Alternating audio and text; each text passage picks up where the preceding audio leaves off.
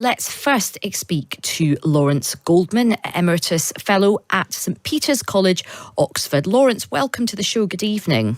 Good evening. What do you think about this story that's been briefed to the Telegraph? Well, I think it's a bit of political mischief for a start. Modi is a Hindu nationalist, and this is a good way of bringing together his party and his electorate. It's a kind of nationalistic cause, which I'm sure plays well. There's been plenty of discussion of this in the past, so I'm not at all surprised. But immediately, it throws up an issue. To whom does this great diamond belong? I mean, Mr. Modi says it belongs to India, but Pakistan has a claim on it. Afghanistan has a claim on it. Even Iran has a claim on it because it's existed for hundreds of years and it's passed through many different regimes and empires. And so you have to ask, as it were, immediately the first question which comes up with any discussion of restitution: is it safe where it's going? And do we actually know who it belongs to? And certainly that latter question, there's no good answer. So I think that's the first point, specifically in regard to the diamond. And in terms of the broader politics around this, I mean, what's interesting is in a sort of post-Brexit world, we are trying to get these big trade deals with other countries. India is a really important trading partner to us. If President or Prime Minister Modi was really sort of hell-bent on this and made it part and parcel of better trading relations with India, is this something that we should consider from an economic point of view? Absolutely not. The idea of trading cultural objects, great works of art, for some sort of gain in regard to economic futures seems to me to be a horrendous kind of idea. In fact, there's an example of it now, which the Times, the newspaper, has covered very well. The Germans recently have been involved in taking liquid gas from Nigeria, and they've been wanting to return Benin bronzes to the Nigerians.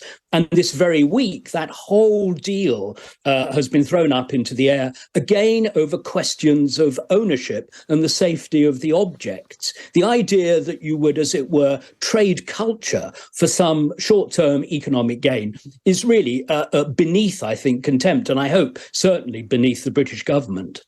And so there's the issue with that specific diamond, and as you say, the story of the diamond is interesting. It's contested. It's pretty bloodthirsty. I mean, I've been listening to some of the story in the Brilliant Empire podcast, which is fascinating.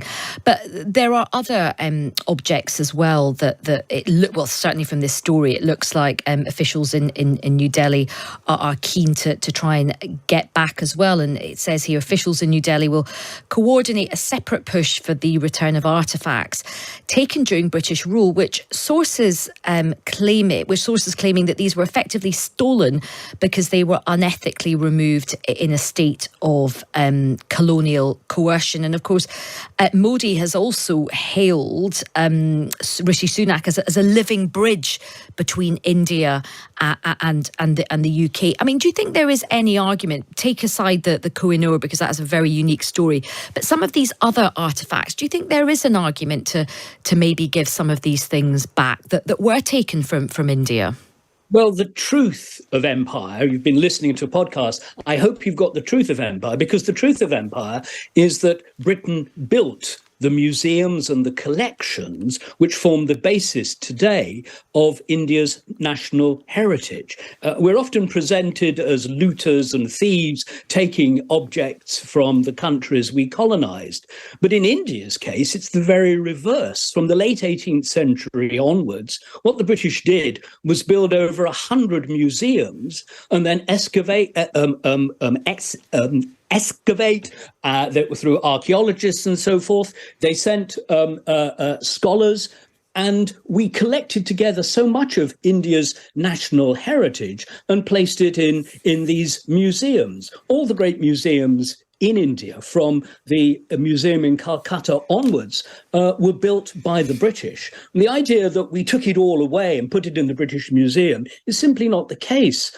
We've done an amazing amount to construct India's national heritage. Indeed, without the Raj, without British colonialism, it's not at all clear that there would have been, as it were, these cultural riches for the Indians themselves to go and see in their own museums. Okay. And so I mean, but it is true to say that there was quite a lot of like filling your boots going on. I mean, even Clive of India, even at the time, Clive of India was even in contemporary newspapers at the time, people thought he went quite far. The East India Company did have quite a reputation of plundering a lot of wealth from India. Yes, you can make an argument that you have that yes, there was some good things, but you do have to admit that there was quite a lot of looting and plundering that happened as well. Well, okay, but I mean, where does your argument then lead to? Does it lead to the idea that, as it were, our great international museums are denuded of the collections from other countries, and we return everything to some sort of place of origin, some geographical place of origin, and all we can see in the British Museum are British goods, and all the Indians can see in their museums are artifacts from what was once, a series of empires, but which is now India. I mean, just to be clear, I'm not making an argument here. I was just pushing back on the, somebody of Indian heritage. I was just slightly pushing back on the concept that, us Indians would not have been able to look after our culture.